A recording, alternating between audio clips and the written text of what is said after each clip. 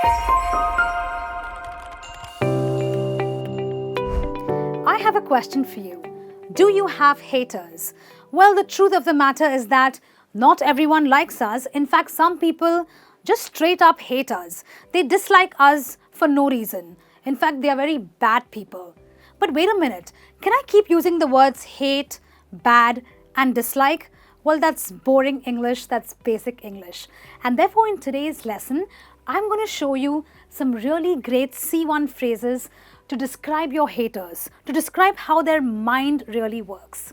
Okay, so if you want to describe how your haters behave, let's come with me to the first phrase, which is be green with envy. Now, this color green is sometimes associated with envy, the feeling of being jealous, because that's what haters are. They are jealous of you. But what does it really mean? It means that haters dislike others because they have something that you don't, which means you may possess certain things, but they don't have that. And because of that, they're really mad at you. Well, is it your fault? Not really, but that's how they are. They just are green with envy.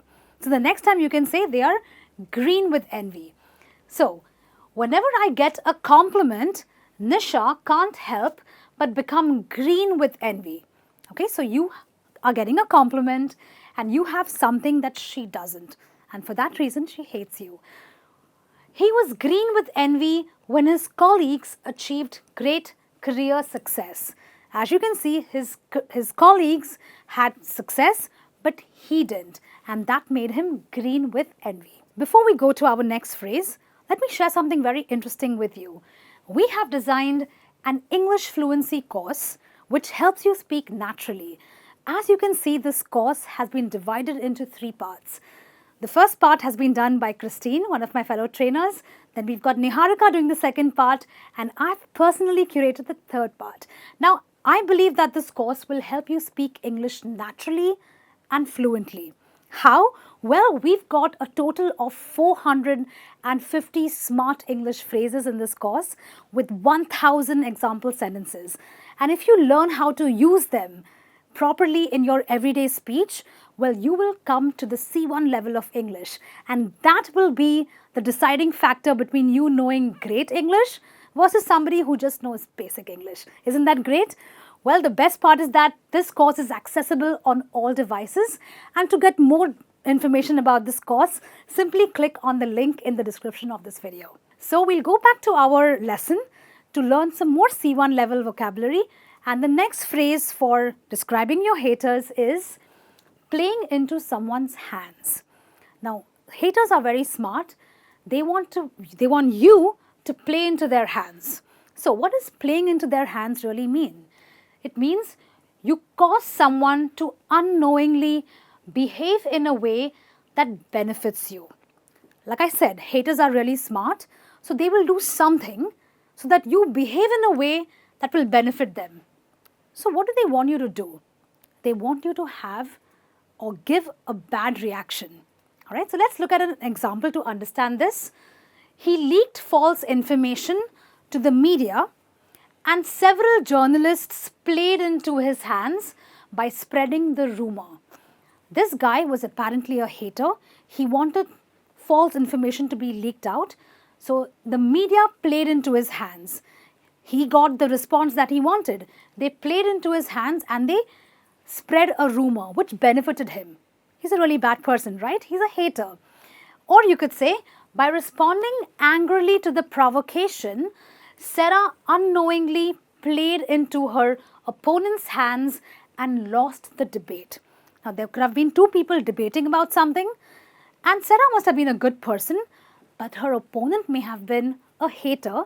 So maybe they provoked her. There was a provocation. They said something bad. But what did Sarah do? She played into her opponent's hands. She gave her hater the reaction that he wanted, right? That's what haters do. They make sure that you play into their hands. Let's move on to the next idiom that will help you describe your haters, which is rub it in someone's face.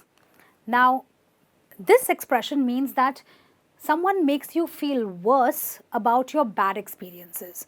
Imagine you're already going through a bad experience, but someone is so bad that they make you feel even worse about it. Have you heard of such people? Have you known such people?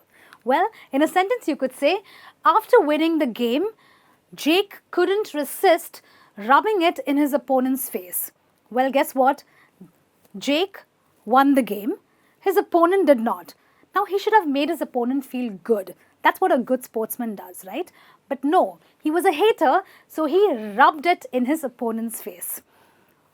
Another sentence, I was embarrassed that I forgot my speech, but Carol, who apparently hates me, has kept rubbing it in my face since that day. So I'm already having a bad experience. I'm embarrassed. I'm not happy that I forgot something. But she kept rubbing it in my face. She kept reminding me of that. And that's not a good thing. But that's what haters do. So we'll move on to the next way that haters behave. The expression which is finding fault with something or with someone.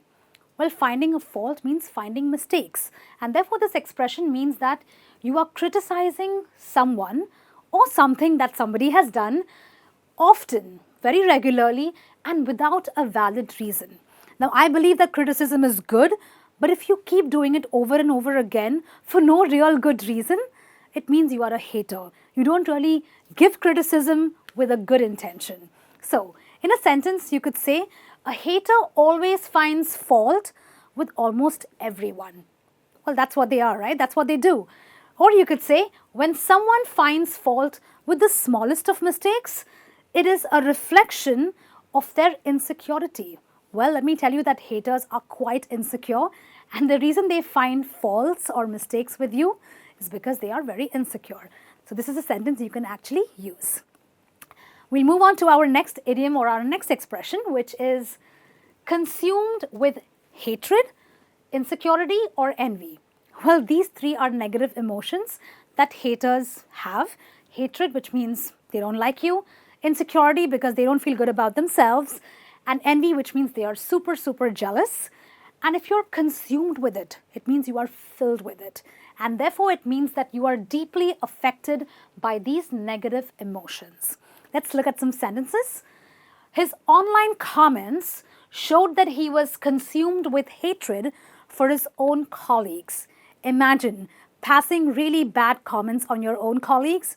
It shows that you are filled, you are consumed with hatred.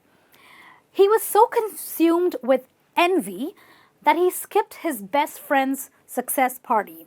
Well, he was filled with envy or jealousy that he did not go to his own friend's party. That's a bad thing, right? But that's what haters do. Anyway, we'll go to our next expression, which is stir up resentment. Resentment is a nice word. It's another word for deep hatred or a deep dislike for someone. But there are some people who stir it. Stir it means increase it, make it grow. Okay, so therefore this expression means that somebody is causing hatred to birth in your mind and grow. That's a really bad thing, right? Because hatred is a negative emotion. But imagine someone is trying to cause it to grow in your mind. Those people are really bad. But that's what they do. They stir up resentment. So, haters put their energy into stirring up resentment in others. They want you to also feel angry. So, haters, in my opinion, are angry people. So, they will do everything to cause hatred to grow in your mind because they want you to also become as angry as they are. Or you could say, her colleague's success stirred up deep resentment in her heart.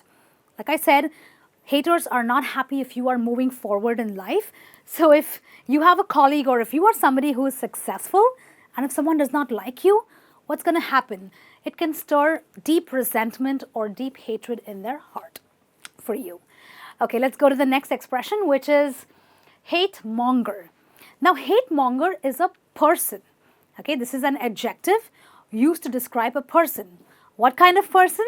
A person who stirs up extreme hate or resentment. We know what it is to stir up hate and resentment, like we saw in the previous expression. But the person who does that is called a hate monger.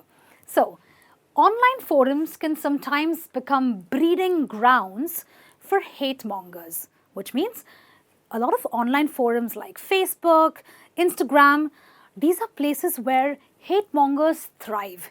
They love to, just go ahead and stir up hatred and resentment in those forums. The politician's inflammatory speeches labeled him as a notorious hate monger. There may have been a politician who gave inflammatory speeches, which means his speeches were filled with divisive comments, with comments that were not very kind and very politically correct, and therefore people labeled him as a hate monger. In other words, somebody who stirred up hatred in other people. All right, let's look at one more expression, which is hating someone's guts. This is another way of saying that you hate someone intensely. They were brothers, but surprisingly, they hated each other's guts. Okay, well, brothers are supposed to like each other, but surprisingly, they had extreme hatred for each other. Or you could say, ever since their divorce, Sarah can't stand John, who may have been her ex-husband, and she hated his guts. Okay, so you can say Sarah hated John, and she couldn't stand him, so she hated his guts. All right, let's go to our next expression, which is one-up someone. Okay, what is the meaning of one-up someone? This expression means that you have this constant need to show that you are superior to other people. Like I said, people who hate and haters, they are insecure. They don't feel good about themselves, and therefore they feel that constant pressure to show that they are better than other people. So what are they doing? They are one-upping the other person. So you can say, whenever Sarah shared her success stories, he'd always one-up her by describing his own achievements. So here is poor Sarah talking about her achievements, but this other guy who is her hater, he would one-up her, which means he would try to show that he was more superior by talking about his own achievements without letting her talk about her own achievements. Okay? Or another example, her constant need to one-up someone just shows how insecure she really is. Okay? Well, these are the various expressions and the various phrases that you can use when you are talking about someone who hates you. Because believe me, this is a very strong emotion, and a lot of people seem to have hate inside of them. But if you want to talk about them, well, you now know what to use. So keep learning these expressions and make sure you put in the comments as to which of these expressions was your favorite. And I'll be giving you my own feedback. I'll be coming back with my own lessons very soon. So take care and have a great day. Keep learning.